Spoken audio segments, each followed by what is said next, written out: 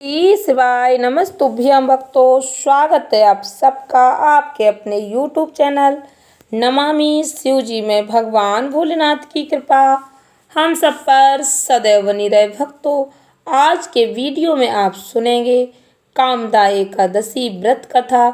कामदा एकादशी व्रत कथा सुनने मात्र से 100 यज्ञों के बराबर फल की प्राप्ति होती है।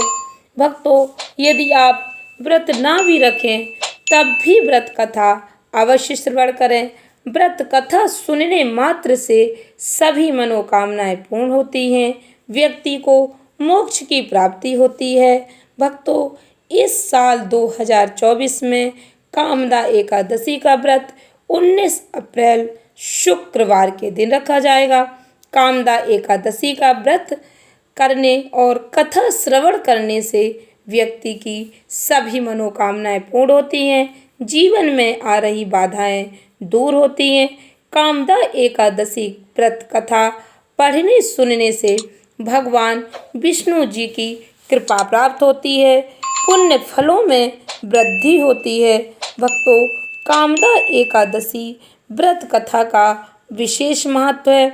हिंदू पंचांग के अनुसार कामदा एकादशी चैत्र माह के शुक्ल पक्ष की एकादशी 19 अप्रैल 2024 को है। मान्यता है कि इस दिन भगवान विष्णु जी की पूजा करने से सभी मनोकामनाएं पूर्ण होती हैं। व्रत रखने वाले मनुष्यों को मोक्ष की प्राप्ति होती है। यदि आप व्रत ना भी रख पाएं तो आप कथा श्रवण करते हैं तब भी आपको पुण्य फलों की प्राप्ति होती है। भक्तों, इस एकादशी को फलदा एकादशी भी कहा जाता है। ऐसी मान्यता है इस व्रत को करने से, कथा श्रवण करने से, कथा पढ़ने से मनुष्य को 100 यज्ञों के समान फल प्राप्त होता है। कामदा एकादशी पर विधि विधान के साथ पूजा करने के साथ साथ कामदा एकादशी व्रत कथा सुनने और पढ़ने से पुण्य फल की प्राप्ति होती है।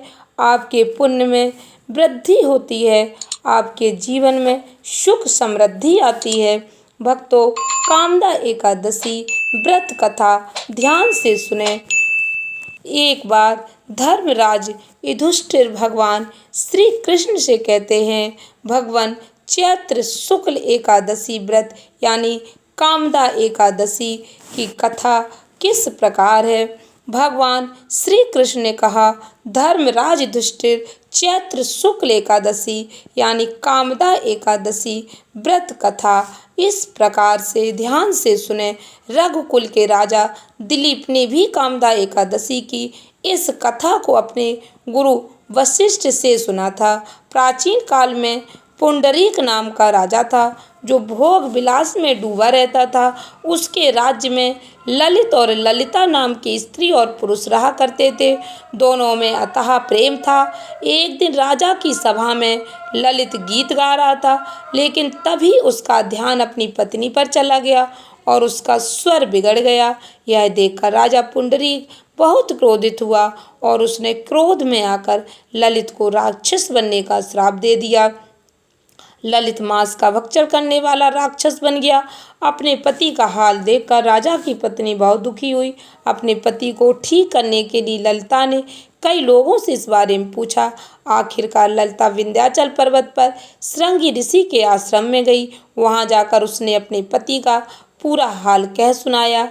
ऋषि ने ललिता को मनोकामना पूरी करने वाला व्रत कामदा एकादशी का व्रत रखने के लिए कहा।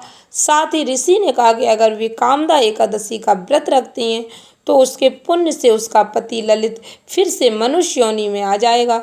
ललिता ने भगवान विष्णु का ध्यान करते हुए विधि विधान के साथ कामदा एकादशी का व्रत किया।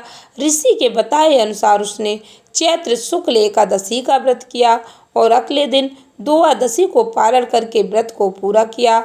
इस तरह व्रत पूरा होने पर भगवान विष्णु ने ललिता के पति को फिर से मनुष्य योनि में भेजकर राक्षस योनि से मुक्त कर दिया। इस प्रकार दोनों का जीवन कष्टों से मुक्त हो गया और श्री हरि का भजन कीर्तन करते हुए अंत में दोनों को मोक्ष की प्राप्ति हुई। आशा करती हूँ वीडियो अच्छी लगी होगी। भक्तों, वीडियो को अधिक से अधिक लोगों में शेयर करें। धन्यवाद भक्तों। श्री शिवाय नमस्तुभ्यम।